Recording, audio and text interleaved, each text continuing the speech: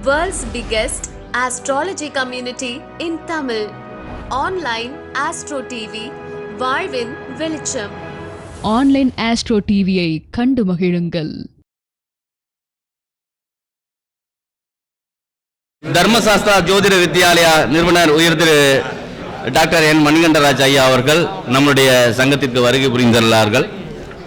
நாமக்கல் மாவட்ட ஜோதிடர்கள் நலவாழ்வு சங்கத்தின் 16ஆம் ஆண்டு துவக்க விழா சிறப்பான ஒரு மாநாடு சிறப்பாக நடத்தி கொண்டிருக்கக்கூடிய சங்கத்தினுடைய தலைவர்கள், செயலாளர்கள் மற்றும் நிர்வாகிகள் அனைவருக்கும் என்னுடைய நெஞ்சார்ந்த நன்றியை தெரிவித்துக் கொள்கிறோம்.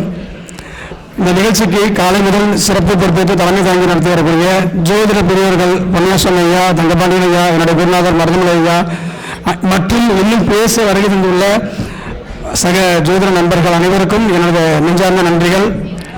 ஒரு 2 minutes 2 பாயிண்ட் கொஞ்சம் அமைதி காட்டலாம். எல்லோருக்கும் எல்லாம் கிடைக்கட்டும். நவகிரகங்களையும் பஞ்சபூதங்களையும் தொழுது நம்ம எல்லாம் ஜோதிடர்கள் அப்படின்றது மிகப்பெரிய ஒரு பாக்கியமாக கருதக்கூடிய நாம். ஸோ இந்த அற்புதமான ஒரு தருணத்தில் எங்களுடைய மாவட்டத்தில் இந்த நிகழ்வுகள் நடக்குது அப்படின்னாவே அது மிகப்பெரிய ஒரு பாக்கியம்தான். ஒரு கேள்விகள் கேட்டு ஆரம்பிக்கலாமா? லக்னம் என்பது கேந்திரமா கோணமா?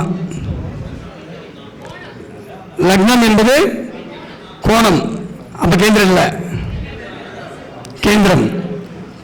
ரெண்டுமே சொல்லுவாங்க. எத்தனை பேர்? லக்னம் என்பது ரெண்டுமே சொல்றவங்க சில பேர் இருக்கீங்க. ஆணித்தரமா கேந்திரம் அப்படின்றவங்களும் இருக்காரு ஐயா. கோணம் அப்படின்றவங்க யாரா இருக்கீங்களா? ஓகே. இல்லை என்று மறுப்பதற்கு என்னிடம் இல்லை. பட் தெரிந்ததை பகிர்வது என்னுடைய வழக்கம். ஒரே ஒரு சின்ன ரூல் மட்டும் கொடுத்துட்றேன். முதல்ல இந்த உயிர் அப்படிங்கிறது உற்பத்தி அப்படின்னு ஒரு விஷயம் இருக்கு இல்லையா? இது யார் மூலியமா நடக்குதுன்னு நமக்கு தெரியும் இல்லையா? யார் மூலியமா அது வெளியில வருதுன்னு தெரியுது இல்லையா? யாருங்க? தாய் தந்தை மூலியமாக தான் நம்ம அதை நம்மளுடைய பிரபஞ்சமானது, இந்த பிரபஞ்சத்தில் நம்ம ஆத்மாவானது இந்த பூமியில் இருக்கிறதுக்கான வழி கிடைக்கிது. ரைட்டுங்களா? காலச்சக்கரத்தின் அடிப்படையில் ஆண் வீடு பெண் வீடு எல்லாத்தையும் தெரியுமில்ல? 1, 3, 5, 7, 9, 11 எல்லாம் ஆண் வீடுகள், 2, 4, 6, 8, 10 எல்லாம் 12 எல்லாம் பெண் வீடுகள். இதுதானே ரியாலிட்டி. ஸோ இன்னையிலேருந்து நீங்கள் என்ன பண்ணுறீங்கன்னா, நீங்கள் ஆண் வீட்டில் பிறந்தவர்களாக இருக்கும் பட்சத்தில் உங்களுடைய லக்னம் எல்லாத்தையும் என்ன பண்ணுறீங்க? நீங்கள் 1, 5, 9 அது திரிகோணமாக இயங்கும் அப்படின்றத லக்னத்தை இயக்கிக்கீங்க. நீங்கள் பெண் வீட்டில் உங்களுடைய லக்னம் இருந்துச்சு அப்படின்னா அதுக்கான அடுத்த வாய்ப்பு யாருக்கு கொடுக்குறீங்க? ஸோ உங்கள் லக்னம் என்பது திரிகோணம் அல்ல, கேந்திரம் அப்படின்ற ஒரு மைண்ட் செட்டில் நீங்கள் ஆய்வு பண்ணி பாருங்க, பலன் சிறப்பாக வரும். இன்னொரு விஷயம், தர்ம திரிகோணம், கர்ம திரிகோணம், காம திரிகோணம், மோட்ச திரிகோணம் நம்ம சொல்றோம் இல்லையா? ஏன் அதை சொல்றோம்? ஏன் தர்ம திரிகோணத்துக்கு தர்ம திரிகோணம் பேர் வந்துச்சு? ஏன் வந்துச்சுன்னு நம்ம எப்போ நம்ம கேட்காமோ அப்போ அதுக்கான பதில் கிடைக்கும் இல்லையா? ஸோ இப்போ உதாரணத்துக்கு பார்த்தீங்க அப்படின்னா, மேஷத்தில் அஸ்வினி 1ஆம் பாதத்தில் ஆரம்பிக்குது, அப்படி தானே? கிருத்திகை 1ஆம் பாதம் முடியுது, அப்படி தானே? அஸ்வினி எங்கே ஆரம்பிக்குது? நவாம்சத்தில், மேஷத்தில். எங்கே முடியுது? தனுசுல. ஓகேவா? கிருத்திகை 1ஆம் பாதம் எங்கே வரும்? அந்த அஸ்வினி நட்சத்திரத்தினுடைய 1ஆம் பாதம் மேஷத்திலையும், கிருத்திகை நட்சத்திரம் 1ஆம் பாதம் தனுசுலையும். 1ல் ஆரம்பிச்சு எங்கே முடியுது? 1ல் ஆரம்பிச்சு எங்கே முடியுது? 9ல் முடியுது. அதனால தான் அது தர்ம திரிகோணம். ரைட்டா? இதே மாதிரி ரிஷபத்துக்கு நீங்கள் பார்த்தீங்கன்னா என்ன வரும்? எங்கே ஆரம்பிக்கும்? கிருத்திகை 2 மகரத்தில் ஆரம்பிக்குதா? கர்ம திரிகோணம் தானே அது. எங்கே முடியுது? மிருகசீரிஷம் 2ல் முடியுதா? அதுவும் எங்கே முடியும்? கண்ணில தான் முடியும். அப்போ 2ல் ஆரம்பிச்சு அது பொதுவாக பொருளாதார வீடுகள் எல்லாம் எங்கே முடியும்? மகரத்தில் ஆரம்பிச்சு கண்ணில முடியும். இது லாஜிக் புரிஞ்சுக்கோங்க. ஸோ இப்படி தான் என்ன பண்ணுறாங்க, தர்ம கர்ம காம மோட்சன்ற வீடுகள் முதல்ல பிரிக்கப்பட்டது. ரைட்டுங்களா?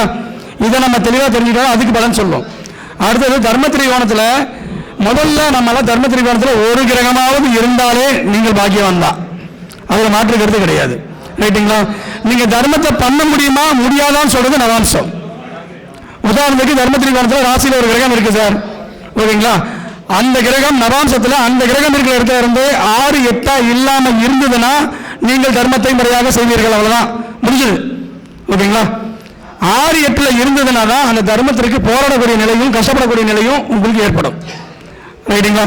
ஸோ முதல்ல ஒரு கிரகம் எங்க இருக்கு? தர்மம்னா இந்த பிறவியில நீங்கள் எல்லாத்தையும் எதுக்காக பிறந்திருக்கீங்க? புண்ணியத்தை சேர்க்க பிறந்திருக்கீங்க, அவ்வளவுதான், வேற எதுவும் கிடையாது. அதுல நீங்க லாபத்தை நீங்க எதிர்பார்க்க கூடாது, எனக்கு அசப்பு வரும் அப்படிலாம் நினைக்க கூடாது. புண்ணியத்தை கேட்கறதுக்கான பாக்கியம் அதில் கிடைச்சிருக்கா, நீங்க லக்கி, அவ்வளவுதான். அதுக்கான நமக்கு பாக்கியம் இருக்கா போதும். ஸோ தர்ம வீட்டிலேயே நம்மளுடைய லக்னாதிபதி இருக்காரு, நம்ம லக்னமே இருக்கு அப்படின்னா முதல்ல நீங்க புண்ணியவான். இது முதல்ல புரிஞ்சுக்கணும்.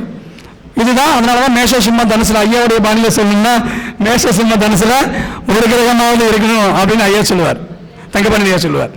அதே போலதான் ரிஷபம் கர்மத்திரிகாணத்துல எல்லாரும் பிறந்தாச்சு. நம்ம வாழ்க்கைக்கு எப்படியாவது ஒரு வகையில் என்ன வேணும்? பொருளாதாரம்ன்றது வேணும். பொருளாதாரம் இல்லைன்னா எதுவுமே பண்ண முடியாது. ஒண்ணு கர்மத்திரிகோணத்துல நீங்க இருக்கணும், ஒரு கிரகமாவது இருக்கணும், அல்லது லக்னமாவது இருக்கணும், ஏதாவது ஒரு கிரகம் இருக்கணும். எதுவுமே இல்லைன்னா உங்க மனைவியாவது இருக்கணும், அந்த கர்மத்திரிகோணத்துல பிறந்திருக்கணும். ஏதோ ஒரு வகையில நமக்கு 6 பாவம் தான், மீதி 6 பாவத்தை யாரு வைக்கிறா? அவங்க தான். அவங்க மூலியமாவது நம்ம என்ன பண்ணிக்கணும்? நம்மளுடைய இழந்த பாவத்தை பெற்றுக்கொள்ள வேண்டும். இவ்வளவுதான் விஷயம். அப்ப கர்மத்திரிகோணத்துல நீங்க பாருங்க உங்களுக்கு கிரகம் இருக்கா இல்லையா அப்படின்ட்டு.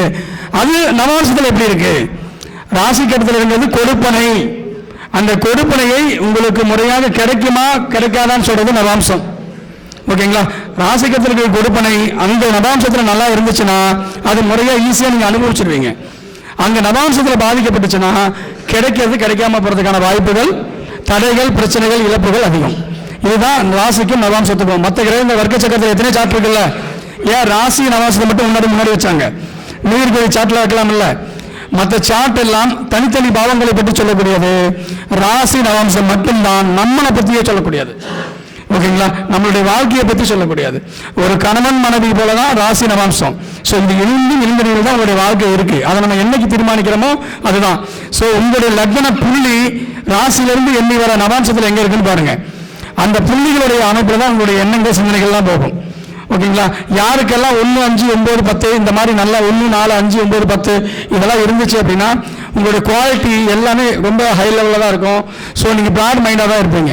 இந்த 6, 8, 12 இருக்கிறவங்களுக்கு மட்டும்தான் கொஞ்சம் அது இடத்துக்கு தகுந்த மாதிரி அவங்க செய்யக்கூடிய குணத்துக்கு தொழிலை பொறுத்தவரை அவங்களுடைய எண்ணங்கள் மாறும். ஸோ இந்த மாதிரி நிறைய விஷயங்கள் எல்லாம் இருக்கு. அதே மாதிரி வாழ்க்கையில் நமக்கு மாற்ற முடியாத ஒரே விஷயம் தான், பிறந்த நேரத்தை மாற்ற முடியாது, பிறந்த லக்னத்தை மாற்ற முடியாது.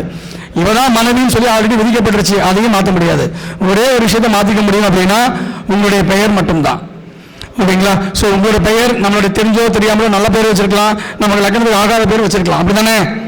அந்த பேரை உங்க ஜாதகத்துக்கு பிறகு எப்படியெல்லாம் ஜாதகத்தை இயக்க முடியும்னு பார்த்துட்டு உங்க ஜாதகத்தை இயக்கக்கூடிய வைப்ரேஷன்ல 1, 5, 9, 4, 10 இந்த வைப்ரேஷன்ல மெயினா 1, 5, 9ல உங்களோட பெயர் இயங்குற மாதிரியான சூழ்நிலையை நீங்க உருவாக்கிக்கிட்டீங்கன்னா பிரபஞ்சத்தில் அமைப்புல கண்டிப்பா வெற்றி பெறுவதற்கான வாய்ப்புகள் உண்டு.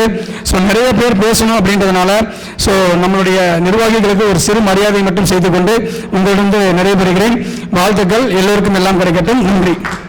மிக அற்புதமான கருத்துக்களை சொன்ன தர்மசாஸ்திரா ஜோதிட வித்யாலயா நிறுவனர் உயர் திரு டாக்டர் என் மணிகண்டராஜ் அவர்களுக்கு, அதாவது ஜோதிட கலையை பார்த்தீங்க அப்படின்னா அதை ஒரு பாடத்திட்டமாக பார்த்தோமா கொண்டு வந்து அதை அவர்களுடைய மாணவர்களுக்கு சொல்லிக் கொடுத்து இந்த கலையை, இந்த ஒரு அற்புதமான கலையை வளர்த்து வரும் நம்மளுடைய பள்ளிப்பாளையம் தர்மசாஸ்திரா ஜோதிட வித்யாலயா நிறுவனர் உயர் திரு மணிகண்டராஜன் அவர்களுக்கு ஜோதிட சேவாரத்னா என்ற விருது வழங்கி கௌரவிக்கப்படுகிறது.